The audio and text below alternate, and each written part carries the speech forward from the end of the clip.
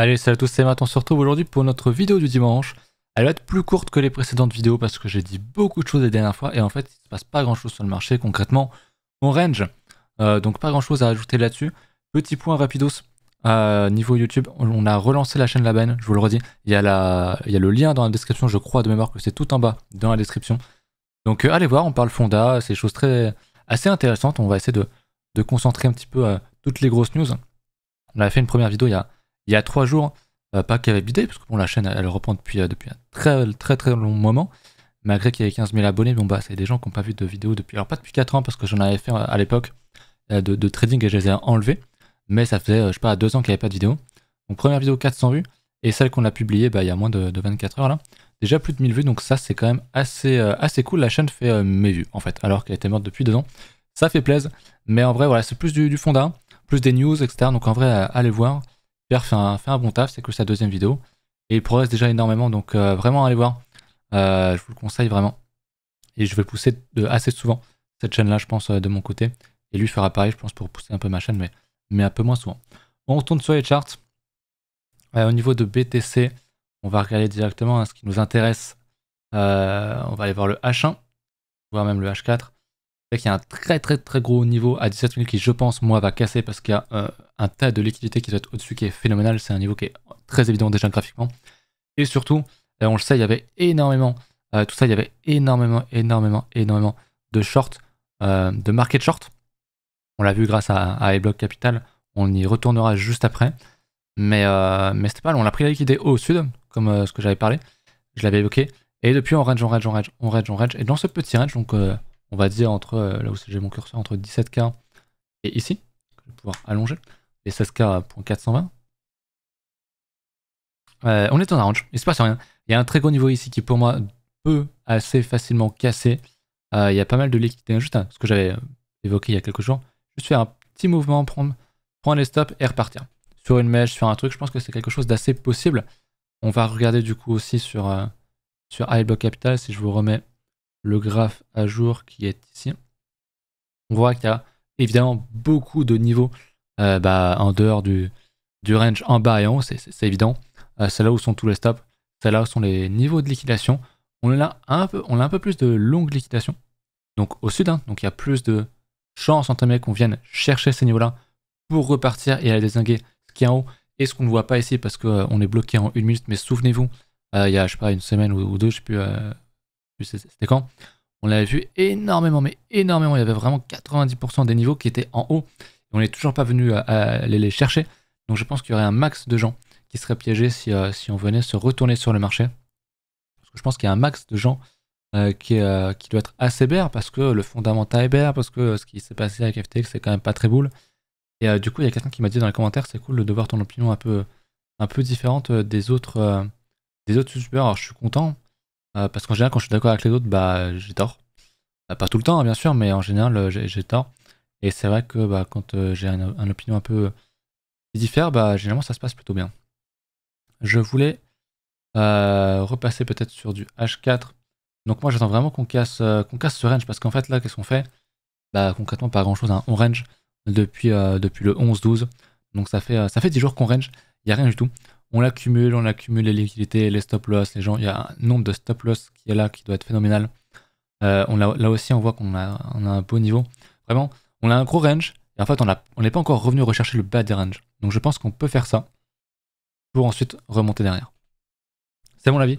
Dans tous les cas, pour moi, c'est un range, ça se traite pas ici. Si on vient casser en bas, qu'on réintègre, pourquoi pas. Ou qu'on vient même, pourquoi pas, encore plus bas, pourquoi pas. Ou qu'on casse par le haut, et qu'on réintègre assez vite, pourquoi pas essayer d'aller short ça. Mais sinon pour moi honnêtement il n'y a pas grand chose à faire sur BTC en ce moment. On se fait chier depuis quelques jours et c'est en vrai quelque chose d'assez bien. Parce qu'il faut sortir le marché, le laisser et voilà. En fait plus tu ranges, plus tu as des niveaux qui vont s'accumuler de part et d'autre. Et c'est pour ça que le mouvement est violent quand on en sort. Parce qu'il y a vraiment beaucoup de stops qui sont accumulés. Et donc liquidation en cascade, etc. Sur l'hebdomadaire, c'est toujours pas très beau. On va pas se mentir, il y avait cette structure qui était pas très belle, on faisait des highs de plus en plus bas, donc des lower highs, et les creux, au final on fait des creux de plus en plus bas. Donc tendance baissière, pour moi il n'y a pas de signe de bottom ici. J'attendrai vraiment soit qu'on réintègre énormément ça, qu'on casser ce high là, donc on vient de faire un plus haut de 21 400, soit qu'on aille tout simplement plus bas, même si je pense qu'on peut avoir un petit rebond, faire un petit plus bas, voilà, faire des structures ensuite et repartir comme en l'an 40 entre guillemets, enfin en l'an 2017 du coup. Mais encore une fois, on a le temps, c'est de l'hebdomadaire, le halving c'est dans, c'est même pas l'année prochaine, c'est encore l'année d'après, ok. Donc c'est en mars 2024, et encore le halving ne pose pas le bottom, le halving, je le redis, mais le halving, ok, c'est quelque chose d'assez bullish dans le temps à épurer, mais encore une fois, c'est pas parce que le halving, c'est pas l'endroit où on va péter la TH. A priori, peut-être que ce sera le cas, mais en général, le halving, quand il va, derrière, t'as une chute, et après, tu repars quelques semaines, mois après. Donc, même là encore, ça prend beaucoup de temps. Peut-être qu'on fera un format différent. Je vous crois d'ailleurs que, j'ai pas envie de dire de conneries, mais pourtant, c'était le cycle d'avant. Mais le halving n'était pas ici. Le halving, je crois, était quelque part dans ces eaux-là. Je veux pas dire conneries, ou alors c'était là-dedans. Je sais plus trop, mais il me semble que c'était là. Et du coup, derrière, on se fait déchirer. Alors oui, on me dira c'était à cause du Covid, machin. Si vous voulez, mais tous les autres halvings, ça se passait comme ça, en fait. Jamais t'as un halving et derrière, ça monte en ligne droite, jamais. Bien souvent, tu vois, t'as le halving qui est préacheté, t'as la news du halving et hop, tu descends derrière. Bon, je montre à cet endroit-là sur la charte, mais en vrai, je sais plus exactement où c'était. Je devrais noter les endroits. Je crois que je l'avais fait sur notre charte, la date de chaque halving. C'est très intéressant. Faudra que je l'ajoute pour la prochaine fois. Et donc, du coup, voilà, derrière, on est monté, mais ça a pris quand même des semaines et des mois.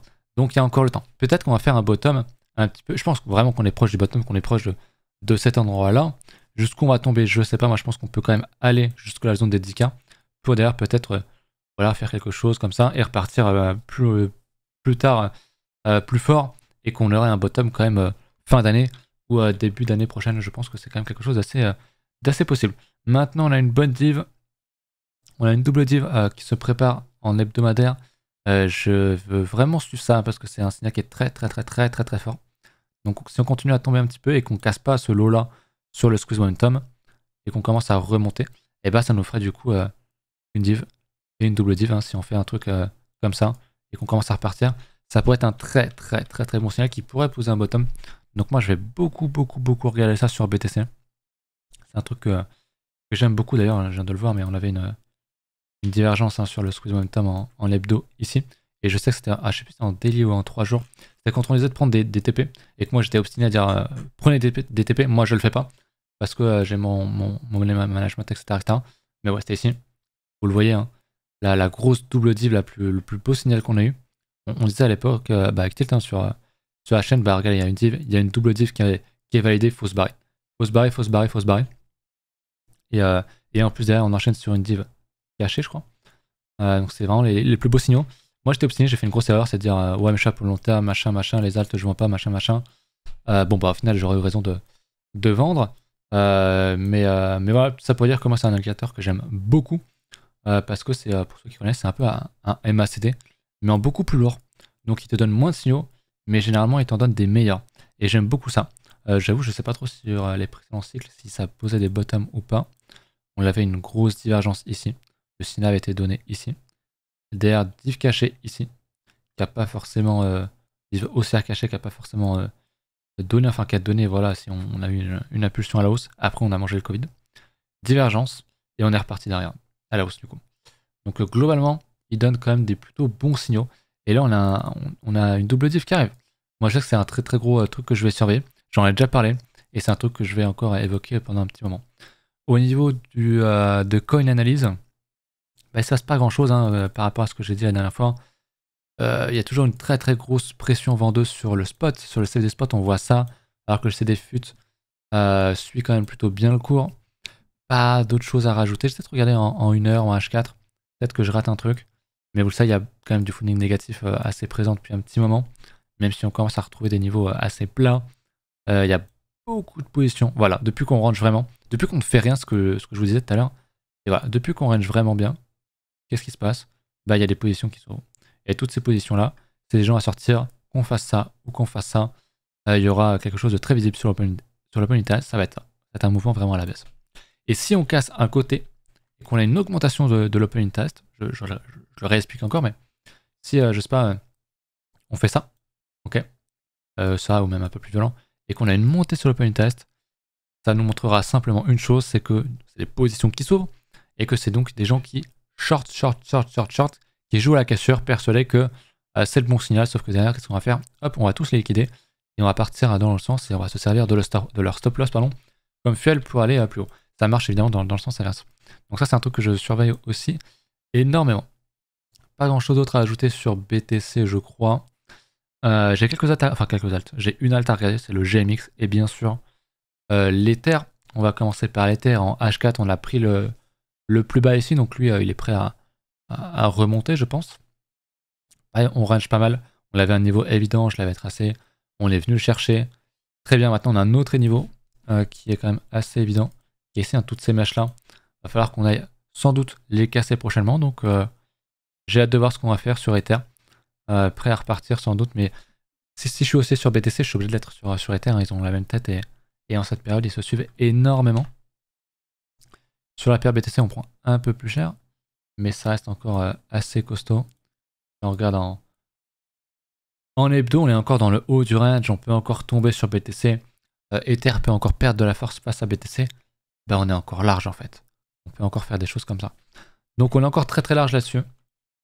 Mais cette charte, vous le savez, j'en parle un peu tous les dimanches, me plaît énormément.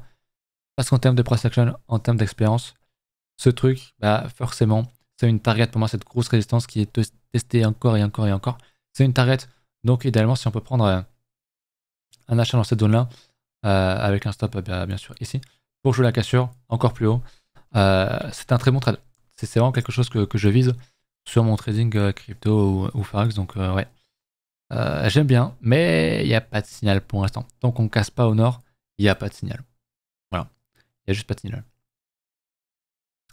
On va regarder le GMX et puis on ira voir... Non, on va aller voir le GMX après. Parce que c'est pas le truc le plus important à regarder. Je voulais évidemment qu'on parle du dollar, qui est très très très important, qui remonte, on en a parlé il y a quelques jours lors de la dernière vidéo. Ça sent la cassure quand même. On rattaque encore une fois ce niveau-là. D'ailleurs, je l'ai pas nommé, mais c'est bien évident une LP en résistance. Donc là, il y a un max de gens qui ont leur stop loss, c'est très évident ici. On prend leur stop, c'est du fuel pour aller encore plus haut. Hop, on va un peu plus haut, on va dans cette zone-là. Et cette zone-là pourrait m'intéresser à short parce que oui, on est dans une tendance baissière en H4. Faut pas l'oublier, on peut aller bien plus haut. Hein. Ça peut être un premier niveau de short, ici ou ici. Si on regarde en daily, alors là c'est compliqué de short aussi proche parce qu'on est quand même dans le Vegas daily. On l'a quand même énormément retracé. Mais sur un point swing, oui, plutôt les 110 points pour le dollar, pour les short, cette zone-là qui peut être très intéressante. Mais sur du H1, cette zone-là me semble très pertinente à short. Et bah du H1, si on arrive sur un niveau qui a un signal sur le dollar en H1, bah, on peut voir, à la baisse du coup, on peut voir une explosion à la hausse des cryptos, de Bitcoin, etc. Donc à suivre. Le dollar qui nous fait une perf digne des plus gros shitcoins crypto depuis 2021. Il a posé un bottom et un mensuel, c'est vraiment... alors il n'y a aucune bougie rouge, alors il y en a une là, mais bon c'est un doji. Là c'est pareil, là une petite bougie rouge qui était pas très belle. Et voilà, il nous a fait 1, 2, 3, 4 bougies rouges avant de changer de tendance. 4 bougies sur du coup sur 16 quoi. C'est une sacrée perf, honnêtement. C'est une très bonne perf. Donc c'est bien, mais maintenant il est temps de se retourner. S'il te plaît, monsieur dollar, là faut se retourner. Que la liquidité retourne sur les marchés, du coup que les gens échangent leurs dollars contre des actions, contre des cryptos. C'est ce qu'on va voir. Et pour avoir la confirmation de ça, qu'est-ce qu'on fait?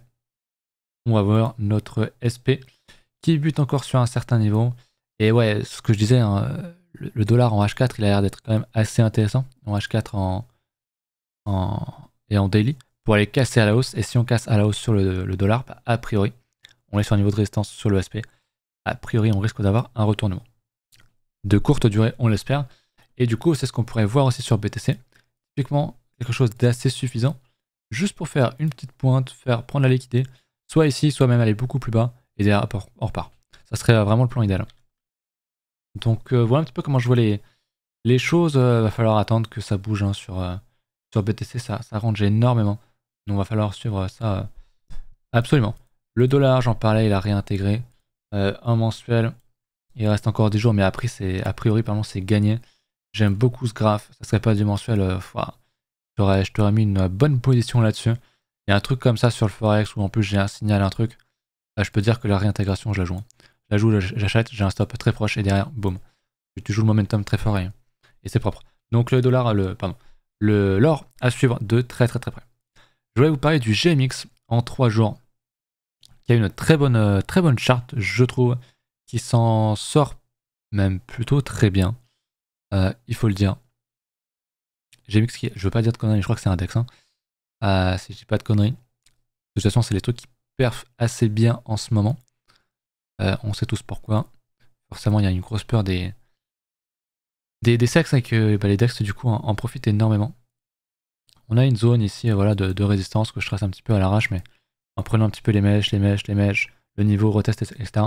On a un gros niveau qui est attaqué encore et encore, vous savez ce que je veux dire, plus un niveau est attaqué, plus il y a de chances d'être cassé, plus c'est évident, moins c'est un bon niveau. Voilà, ça, je sais que beaucoup de gens ont encore énormément de mal avec ça, mais c'est la réalité. On est en 3 jours, on a une grosse résistance, on range sous résistance, vous le savez, je vous montre avec la paire Ether-Dollar, avec la dominance Bitcoin, ça sent la cassure. Ça ne veut pas dire qu'on va casser, c'est-à-dire qu'il y a a priori pas mal de chances qu'on casse. Est-ce que ça veut dire qu'il faut acheter ici? Est-ce que ça veut dire que c'est un bon plan d'acheter ce genre de choses? J'essaie de trouver un ratio risk-reward. Voilà, c'est là. Est-ce que tu achètes une résistance? Bah non, en fait, ça change pas. Même si tu penses que ça va casser, même si tu sais au plus profond de toi, et même si ça va casser, ça reste un mauvais plan d'acheter une résistance, parce que concrètement, tu peux venir te faire bouffer ton stop, et c'est tout en fait. Et que tu es quand même raison à la fin. C'est juste que tu n'as pas une bonne localisation pour acheter, donc pour moi, tu peux pas acheter ça. Par contre, si on casse cette grosse résistance, cette grosse zone, c'est vraiment terrible de ne pas avoir mes dessins là. Est-ce que je peux pas avoir quelque chose? Si on casse tous ces gros niveaux sur une cassure hebdo, il y a sans doute un bon achat à prendre. Sauf si derrière on réintègre très vite, il faut se barrer, bien sûr.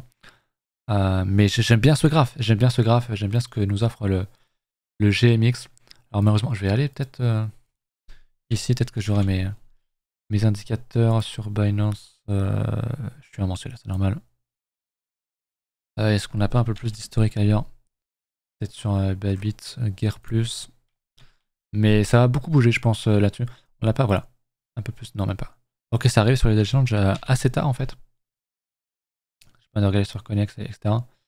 Mais qu'importe, on est en daily. Ouais, il n'y a pas de signe, de toute façon, on peut rien faire. C'est trop récent. Mais même en daily, on voit qu'on commence à casser des beaux niveaux. Alors, c'est pas encore fait en cassure, en clôture, du coup. Mais ça ne saurait a priori sans doute tarder. On avait le FUD FTX. Et d'ailleurs, ça se reprend vraiment très vite. J'aime beaucoup ce genre de price action. En plus de ça, je vais me remettre en 3 jours, mais je le vois ici. Mais voilà. Qu'est-ce qu'on fait? On prend plutôt, on va prendre ça. On prend ce lot là. On prend ce lot là sur une mèche. On sort tout le monde. Et boum, on y retourne. Et c'est typique, hein, c'est mouvement de liquidité. On prend les stops. On s'en sert pour aller de l'autre sens. Et c'est parfait en fait. C'est vraiment le meilleur move. Et une fois que tu as sorti tout le monde, bah hop, t'y vas. Et bah ces gens sont dégoûtés. T'y vas. Ils vont se dire putain, j'ai raté le train, je me suis fait niquer ici, je ne l'admets pas, c'est pas possible. Le marché a tort, j'avais raison. Ils achètent là, évidemment, t'as un petit repli, ils sont liquidés parce qu'ils y vont en x50 et boum, t'y retournes. Voilà. Voilà comment ça se marche comment ça se passe en gros. Donc voilà, j'ai mis que ça suive, il n'y en a pas beaucoup des cryptos en ce moment à suivre. Je ne crois pas que vous m'en ayez proposé dans le dernier épisode. N'hésitez pas si vous avez des choses qui ne ressemblent pas au reste, évidemment, parce que des cryptos, j'en ai plein. Je veux dire, le sang doit tirer la gueule. On peut regarder en daily, il tire vraiment la gueule. On peut regarder mon SRM Solana, c'est très lié à l'histoire de FTX, mais globalement, tout a la même gueule. Alors, le WTC se comporte pas trop mal, qui n'a pas fait de lot d'ailleurs, en hebdo, en mensuel. Alors, voilà, on prend la liquidité. C'est exactement ce que j'avais évoqué.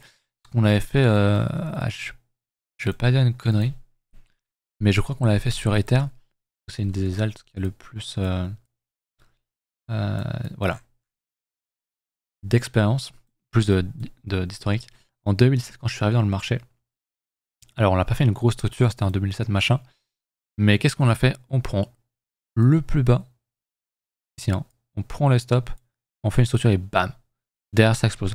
Donc à surveiller, si on fait pas ce genre de choses sur WTC, voilà, là on a pris très clairement la liquidité, on prend les stops ici 2 fois en plus, parfait. Si maintenant on commence à valider ça et qu'on commence à valider un W, un double bottom, bah ce sera quelque chose à suivre. Après, même si on fait ça, je vous rappelle que du coup je vais pouvoir retracer le niveau de support, même si c'est sur des mèches. Le fait qu'on ait mangé ces mèches, c'est quand même une plutôt bonne chose. Est-ce que je peux pas tracer un niveau en prenant, je vais prendre mèche et les clôtures ici, on s'en fout, c'est pas vraiment le truc qui importe, mais concrètement, ce que je voulais vous montrer, c'est qu'on est quand même encore dans un range. Burnout, hein, qui a été touché de nombreuses fois ici, une seconde fois ici. Pareil pour le support. Donc on pourrait avoir une structure en bas de range si on casse ça. Ça peut être un achat intéressant si on le fait. Voilà. Et derrière, bah, il faudrait casser ce gros range là. Et là, on ferait une structure mais mensuelle et même plus que ça. Je veux dire, si on fait un double bottom comme ça, ok, mettons, il casse comme ça en 2024 ou en je sais pas quand, c'est une structure qu'on n'aura jamais eu en crypto. Ou très très rarement.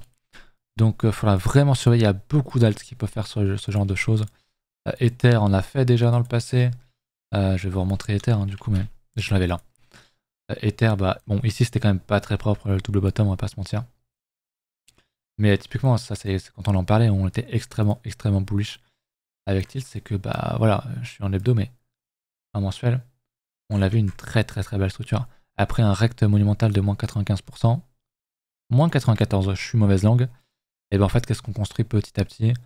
On vire le marché, voilà, on fait rien, on liquide les gens, mais en fait, on structure un énorme double bottom et derrière, boum, ça explose.